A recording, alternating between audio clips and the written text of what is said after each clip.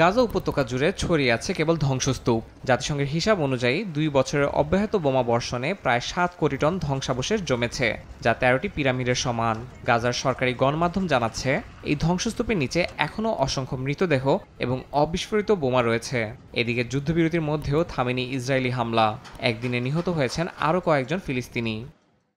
Israel লেবাননের বেকা উপত্যকা ও দক্ষিণাঞ্চলেও একাধিক বিমান ও ড্রোন হামলা চালিয়েছে।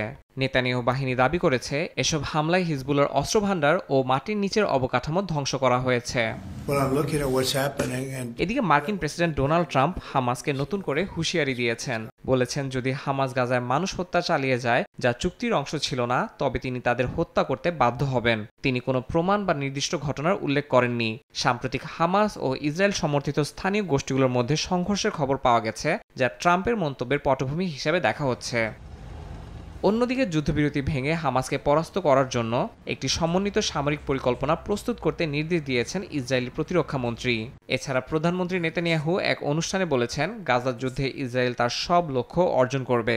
কেউ ইসরায়েলের বিরুদ্ধে হাত তুললে তাকে কঠিন মূল্য দিতে হবে বলেও জানান তিনি। বিশ্লেষকদের মতে, এসব বক্তব্য দ্বারা ইসরায়েল এখনও পূর্ণমাত্রার সামরিক প্রস্তুতি নিচ্ছে বলে ধারণা করা হচ্ছে। ইয়াসিন মোহাম্মদ জিসান, সময় সংবাদ।